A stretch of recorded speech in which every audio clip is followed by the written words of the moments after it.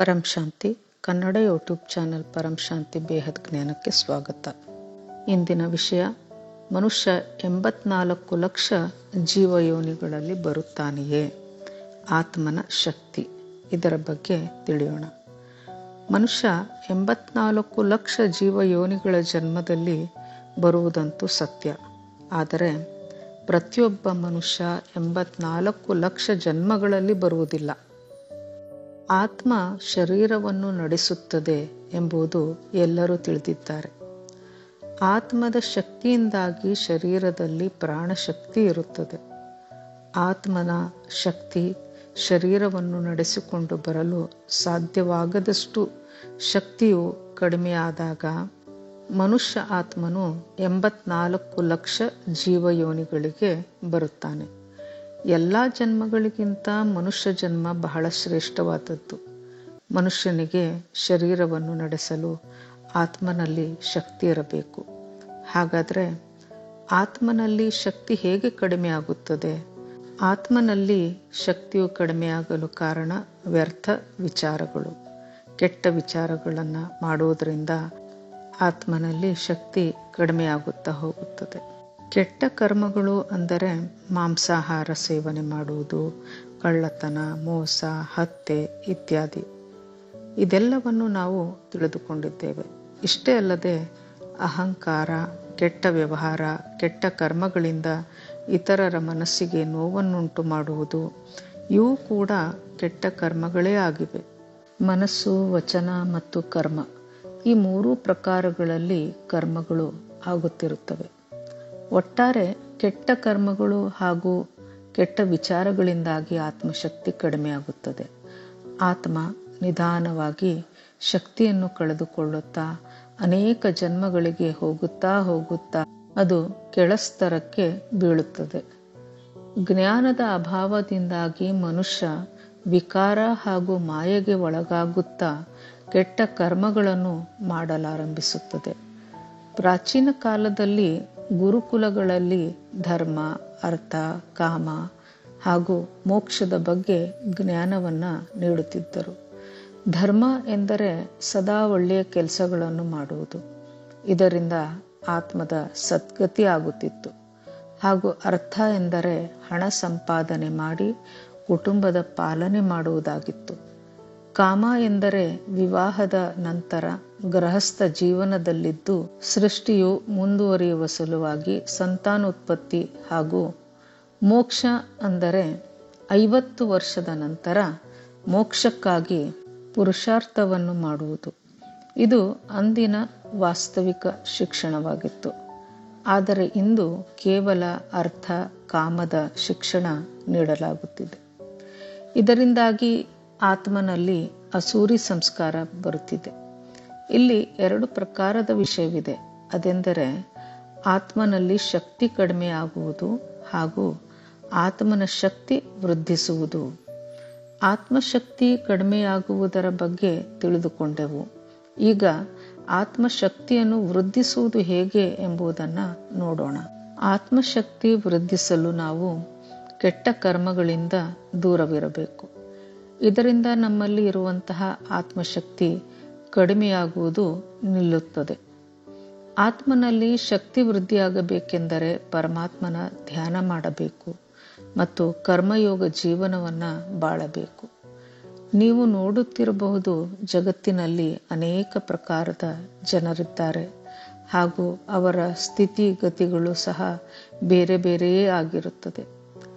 ಆತ್ಮಶಕ್ತಿ ಕಡಿಮೆ ಇರುವವರು ಮಾಯೆಯಲ್ಲಿ, ಭೋಗಾಸಕ್ತಿಯಲ್ಲಿಯೇ ಸುಖವನ್ನು ಕಾಣುತ್ತಾರೆ. ಸತ್ಯವನ್ನು ತಿಳಿಯುವ ಶಕ್ತಿ ಅವರಲ್ಲಿ ಇರುವುದಿಲ್ಲ. ಇನ್ನು ಆತ್ಮಶಕ್ತಿ ಇರುವವರು ಭಕ್ತಿ ಮಾರ್ಗದಲ್ಲಿ ಇರುತ್ತಾರೆ. ಭಗವಂತನನ್ನು ಆರಾಧಿಸುತ್ತಾರೆ, ದಾನ ಧರ್ಮ ಮಾಡುತ್ತಿರುತ್ತಾರೆ, ಪುಣ್ಯ ಕಾರ್ಯಗಳನ್ನು ಮಾಡುತ್ತಾರೆ.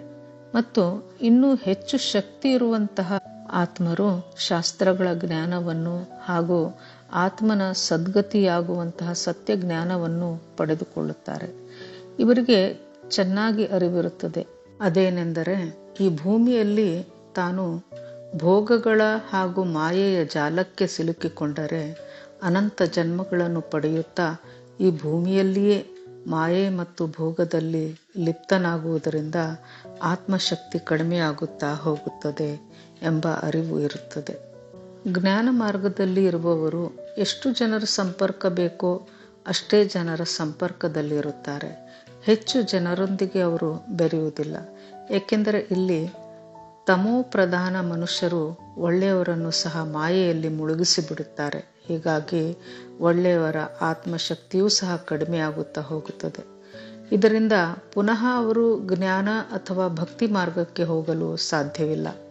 ಕಾರಣ ಇಂದಿನ ದಿನಗಳಲ್ಲಿ ಧರ್ಮದ ಬಗ್ಗೆ, ಜ್ಞಾನದ ಬಗ್ಗೆ ಮಾತನಾಡುವವರ ಸಂಖ್ಯೆಯು ಕಡಿಮೆಯಾಗುತ್ತಾ ಹೋಗುತ್ತಿದೆ. ಹಾಗೂ ಆಸ್ತಿ, ಅಂತಸ್ತು, ಇನ್ನೊಬ್ಬರ ಬಗ್ಗೆ ಕೆಟ್ಟ ಆಲೋಚನೆಗಳನ್ನು ಹೊಂದಿರುವಂತಹ ಆತ್ಮರ ಸಂಖ್ಯೆಯೇ ಹೆಚ್ಚುತ್ತಿದೆ.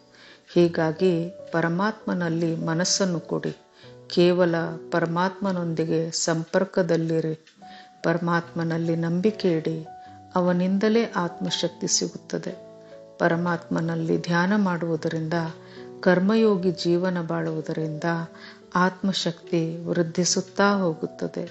ಇದರಿಂದ ಸೂಕ್ಷ್ಮ ಶರೀರವು ಹಗುರವಾಗುತ್ತಾ ಹೋಗುತ್ತದೆ. ಇದರಿಂದ ಮರಣಾನಂತರ ಮೇಲಿನ ಲೋಕಗಳಿಗೆ ಪಯಣವನ್ನು ಬೆಳೆಸಬಹುದು ಹಾಗೂ ಭೂಲೋಕದಿಂದ ಮುಕ್ತಿಯನ್ನು ಪಡೆಯಬಹುದು. ಆತ್ಮಶಕ್ತಿ ಕಡಿಮೆ ಇರುವವರು ಈ ಭೂಲೋಕದಿಂದ ಮುಕ್ತಿಯನ್ನು ಪಡೆಯುವುದೇ ಇಲ್ಲ.